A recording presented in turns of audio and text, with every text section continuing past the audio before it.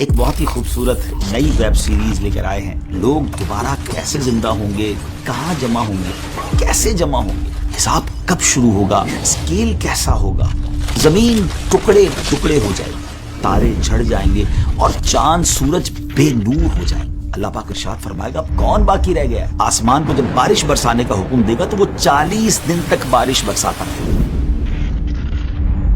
بسم اللہ الرحمن الرحیم. السلام علیکم ناظرین, کیسے ہیں آپ سب.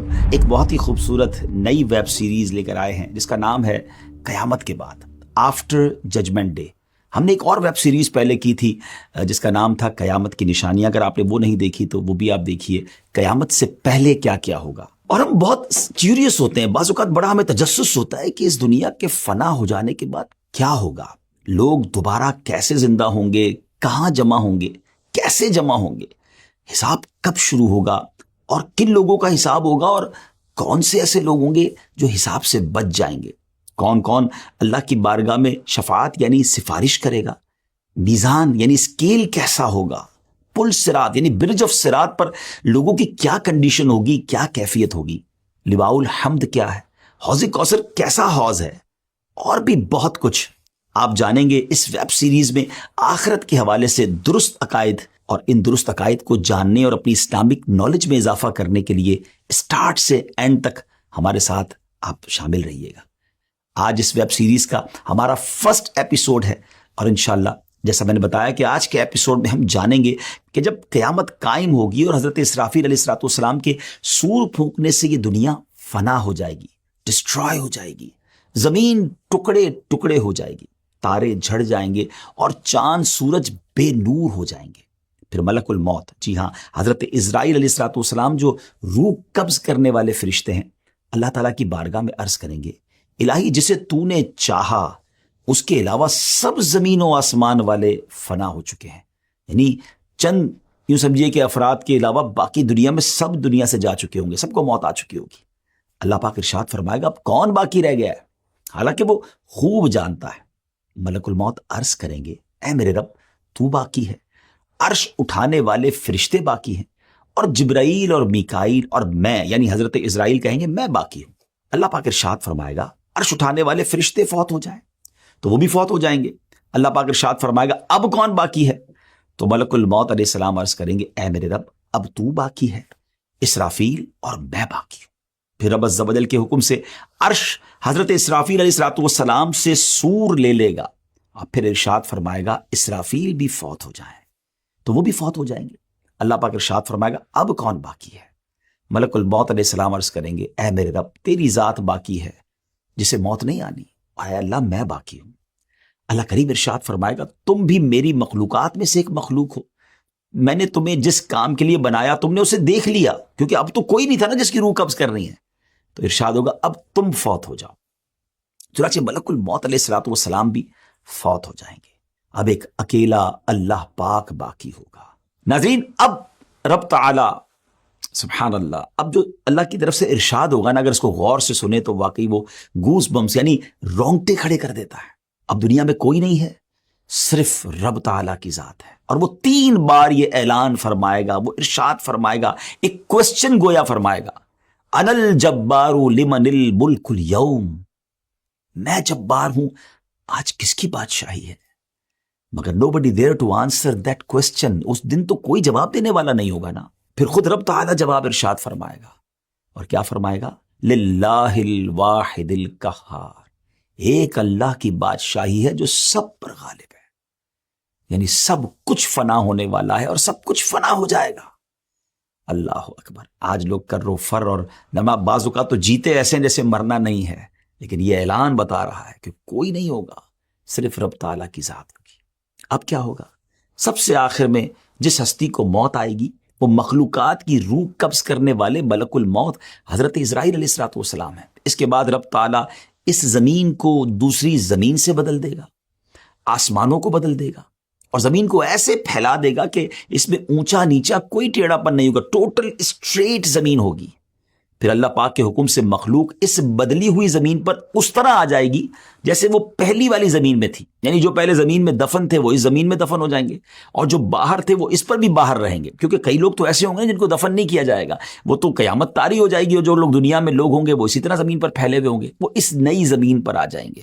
یہ زمین بالکل اسٹریٹ ہوگی، اور ایسی اسٹریٹ ہوگی کہ زمین کے کونے پر بھی اگر کوئی رائی کا دانہ ہوگا تو وہ نظر آ جائے گا، ٹوٹلی اسٹریٹ زمین ہوگی۔ اب اللہ کریم آسمان کو جب بارش برسانے کا حکم دے گا تو وہ 40 دن تک بارش برساتا رہے گا، یہاں تک کہ مخلوق پر پانی 12 ہاتھ کے برابر بلند ہو جائے گا، اتنا پانی ہو جائے گا۔ پھر اللہ کریم باڈیز کو اگنے کا حکم دے گا۔ کمال دیکھیں، رب کی شان دیکھیں، اب باڈیز جو ہیں وہ سبزیوں کی طرح اگنے لگ جائیں گی، یہاں تک کہ جب ان کے جسم پہلے کی طرح کمپلیٹ ہو جائیں گے تو اللہ پاک کی طرف سے حکم ہوگا کہ میرا عرش اٹھانے والے فرشتے زندہ ہو جائیں۔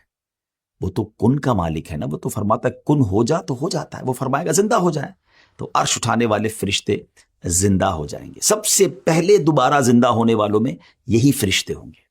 پھر حکم الہی سے حضرت اسرافیل سور پکڑیں گے اور اپنے منہ پر رکھ لیں گے، پھر اللہ پاک ارشاد فرمائے گا جبرائیل اور میکائیل زندہ ہو جائیں، تو وہ دونوں بھی زندہ ہو جائیں گے۔ پھر اللہ پاک روحوں کو بلائیں گا تو روحیں حاضر کی جائیں گی۔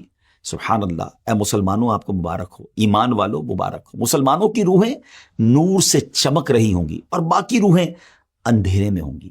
اللہ کریم سب روحیں کو سور میں ڈال دے گا، اور پھر حضرت اسرافیل علیہ السلام کو حکم فرمائے گا کہ وہ دوبارہ اٹھنے اور جمع کرنے والی پھونک مارے۔ بس وہ جب پھونک ماریں گے سور میں تو روحیں سور سے شہد کی مکھیوں کی طرح نکل کر زمین و آسمان کے درمیان خلا کو بھر دیں گی۔ پس روحیں زمین کے نیچے اپنی باڈیز کی طرف جائیں گی، اور ناک کے جو ہولز ہوں گے نا، ناک کے سوراخ سے داخل ہو کر جسم میں سرایت کر جائیں گی۔ اس کے بعد حشر برپا ہوگا اور لوگ جمع ہونا شروع ہوں گے۔ ویورز کیسی معلومات ہے، سنتے ہیں تو بعض اوقات عقل حیران ہو جاتی ہے کہ پھر سے وہ لوگ زندہ ہوں گے۔ ذرا غور کریں نا کہ دو نفخوں یعنی دونوں سوروں کے درمیان، یعنی ایک سور وہ جس میں سب کو موت آ جائے گی، اور دوسری سور جس میں دوبارہ زندہ کیا جائے گا، 40 سال کا وقفہ ہوگا۔ خیر وقفہ جتنا بھی ہو، لیکن ذہن میں ایک سوال تو پیدا ہوتا ہے نا کہ یہ ہوگا کیسے کہ اتنا ٹائم پیریڈ گزر گیا ہوگا، باڈیز تو ڈیکمپوز ہو چکی ہوں گی، باڈی کے ٹائنی پارٹیکلز، چھوٹے چھوٹے ذرے زمین کے پارٹیکل کے ساتھ مل چکے ہوں گے، نہ جانے کہاں کہاں پہنچ چکے ہوں گے۔ پھر یہ سب کیسے ہوگا؟ یاد رکھیے کہ انسان کی ہر چیز گل جاتی ہے سوائے عجب الزم کے۔ اب یہ کیا ہے؟ یہ ایک ہڈی کے بارے میں کہا جاتا ہے، اور بروز قیامت اسی ہڈی پر مخلوق کو دوبارہ بنایا جائے گا۔ عجب الزم کے لفظی معنی ہے دم گچھ، عجب کے معنی ہے اصل، اور ضم کا معنی ہے دم۔ اب یہاں کچھ لوگ کہتے ہیں کہ اسپائنل کارڈ، دیکھیں ہماری جو ریڑھ کی ہڈی ہوتی ہے، انسان اسی پر بیٹھتا ہے، یہ باقاعدہ پلر کی حیثیت رکھتی ہے، جیسے دیوار کے لیے بنیاد ہوتی ہے۔ اگر یہاں یہ ہڈی مراد ہے تو حدیث کے معنی پھر یہ بنیں گے کہ یہ ہڈی جلد فنا نہیں ہوتی، اور مٹی 100 سال کے بعد اس کو ڈیکمپوز کرتی یعنی گلاتی ہے۔ اور اگر اس سے مراد ہے اجزائے اصلیہ جو انسان کے جسم کی اصل ہیں تو وہ کبھی نہیں فنا ہوتے، اور یہ ایسے باریک کمپوننٹس، ایسے باریک اجزاء ہیں جو مائکروسکوپ سے بھی دیکھنے میں نہیں آتے۔ عربی میں انہیں اجزائے لا یتجزا یعنی انڈیویزبل کمپوننٹس، یعنی سمجھے کہ یہ ختم نہیں ہوتے، انہیں یہ کہا جاتا ہے۔ انسان چاہے جہاں بھی چلا جائے، جس بھی حالت میں ہو، مگر یہ کمپوننٹس ویسے ہی رہتے ہیں، حتیٰ کہ غذا اور خون میں بھی اجزاء شامل ہوتے ہیں۔ انہی اجزاء سے انسان پہلے بھی بنا تھا اور آئندہ بھی بنے گا۔ دیکھیں نا آج کل ڈی این اے کی بات ہوتی ہے، بالکل مرے ہوئے کتنا سال ہو جاتا ہے، بلکہ اب تو کئی سال پرانے ڈھانچے ملتے ہیں، تو اس کے میڈیکل کے بعد یہ پتہ چل جاتا ہے کہ اس کی عمر کیا تھی، موت کا سبب کیا تھا۔ تو جب اتنی ساری آج سائنس نے ترقی کر لی ہے جو 100 سال 200 سال بعد کے بعد ڈھانچوں پر تحقیق کر لیتی ہے، تو وہ تو خالق کائنات ہے۔ ان اللہ علی کل شیء قدیر۔ نبی پاک علیہ الصلوۃ والسلام کا ایک اور فرمان سنیے کہ کچے بچے سے لے کر بوڑھے تک ہر ایک کا بروز قیامت حشر ہوگا۔ حضرت اکرمہ رحمۃ اللہ تعالی علیہ فرماتے ہیں بلا شبہ جو لوگ سمندر میں ڈوب جاتے ہیں، پھر ان کا گوشت مچھلیاں نوچ لیتی ہیں، پھر ان میں سوائے چمکتی ہڈیوں کے کچھ نہیں رہتا، پھر سمندر کی موجیں ان ہڈیوں کو الٹا پلٹا رہتی ہیں، الٹتی پلٹتی رہتی ہیں تاکہ انہیں خشکی پر ڈال دیتی ہیں، پھر وہ ہڈیاں ایک عرصے تک وہاں پڑے رہنے کے سبب گل سڑ کر خستہ اور پارا پارا ہو جاتی ہیں۔ چنانچہ وہاں سے اونٹوں کا گزر ہوتا ہے تو وہ انہیں کھا کر چل پڑتے ہیں اور پھر مینگنیوں کی صورت میں نکال دیتے ہیں۔ اس کے بعد کچھ لوگ وہاں پڑاؤ کرتے ہیں اور ان مینگنیوں کو اٹھا کر ان سے آگ جلا کر انہیں بھی راکھ کر دیتے ہیں۔ پھر ہوا چلتی ہے اور اس راکھ کو زمین پر بکھیر دیتی ہے، اب ناظرین اتنا کچھ ختم ہو گیا، یعنی اتنی صورتوں میں وہ جسم بدل گیا، اب راکھ بھی ہو گیا، راکھ بھی اڑ گئی ہوا کے ذریعے، مگر اب کیا ہوگا جب سور پھونکا جائے گا نا، تو یہ راکھ ہو جانے والے لوگ اور قبروں میں دفن لوگ سب نکلیں گے، اللہ سب کو پھر باڈی کی شکل دے گا، ان میں روحیں داخل ہو جائیں گی۔ حضرت اسرافیل علیہ الصلوۃ والسلام بیت المقدس کی چٹان پر کھڑے ہو کر یہ اعلان کریں گے، اے گلی سڑی ہڈیوں، ٹکڑے ٹکڑے ہو جانے والی کھالوں اور بکھرے ہوئے بالوں، اللہ پاک تمہیں حکم دیتا ہے فیصلہ کر دینے والے حساب کے لیے جمع ہو جاؤ۔ اب آئیے ہم کچھ اور آگے چلتے ہیں۔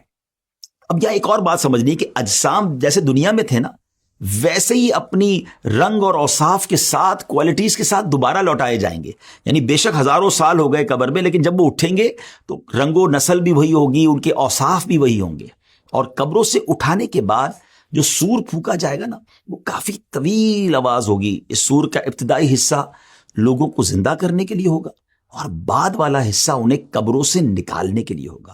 چنانچہ سور کا وہ حصہ جو انہیں زندہ کرنے کے لیے ہوگا، اسے تو وہ نہیں سن سکیں گے، البتہ سور کا وہ حصہ جو انہیں قبروں سے نکالنے کے لیے ہوگا، وہ اسے سنیں گے، لسن کریں گے۔ روایت میں آتا ہے کہ قیامت کے دن لوگ اپنی اپنی قبروں سے بغیر لباس کے، ننگے پاؤں اور بغیر خطرہ کیے ہوئے اٹھیں گے۔ someone will be no foot, someone will be on foot, someone will be on ride۔ کوئی پیدل ہوگا، کوئی سواری پر ہوگا، کوئی سواری پر اکیلا ہوگا، کسی پر 3، 4 یا 10 افراد بھی ہوں گے۔ جو نان بلیور ہوں گے، غیر مسلمین ہوں گے، انہیں تو میدان محشر لے جانے کے لیے کسی کو ملائکہ گھسیٹ کر لے جائیں گے، اور کچھ لوگوں کو آگ جمع کرے گی۔ حدیث پاک کے مطابق نبی کریم علیہ الصلوۃ والسلام نے اپنے دستے مبارک سے ایک بار بڑا کمال کا اشارہ فرمایا۔ نبی پاک نے ملک شام کی طرف اشارہ کر کے فرمایا کہ تمہارا حشر وہاں ہوگا، اور اسی طرح ایک روایت میں آتا ہے کہ بلا شبہ تمہارا حشر بیت المقدس میں ہوگا۔ تو ان حدیثوں سے یہ پتہ چلتا ہے کہ جو محشر کا میدان سجایا جائے گا نا، وہ بیت المقدس کے قریب، یہ پورا ملک شام ہے نا، اب اس کی بائفرکیشن اب آج کل ہو گئی ہے، لیکن یوں سمجھ لیجئے کہ بیت المقدس کے قریب جو ہے یہ پورا میدان محشر سجایا جائے گا۔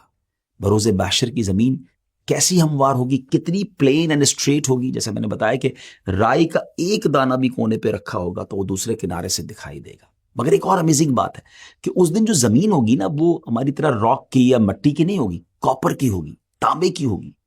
اللہ اکبر۔ اور سورج آج کتنا دور ہے؟ ایک تحقیق کے مطابق 93 ملین مائلز اوے ہے۔ جی ہاں، 9 کروڑ 30 لاکھ مائلز، اور اس دن 1 میل کی مسافت ہوگا۔ آپ امیجن تو کریں گرمی کا عالم کیا ہوگا، یہ کیسے بیئربل کیسے ہوگا۔ تو ذرا غور کیجئے کہ اتنا ڈسٹنس، 93 ملین مائل کا ڈسٹنس کے باوجود بھی سورج کی پشت ہماری طرف ہے، لیکن جب کبھی گرمیوں میں ہمارا چہرہ اس کے سامنے آ جائے اور گرمی کا موسم ہو تو گھر سے باہر نکلنا دشوار ہو جاتا ہے۔ اس وقت 1 میل کے فاصلے پر ہوگا، اور اس کی پشت نہیں، اس کا منہ ہماری طرف ہوگا۔ ہم سوچ بھی نہیں سکتے گرمی کا عالم کیا ہوگا۔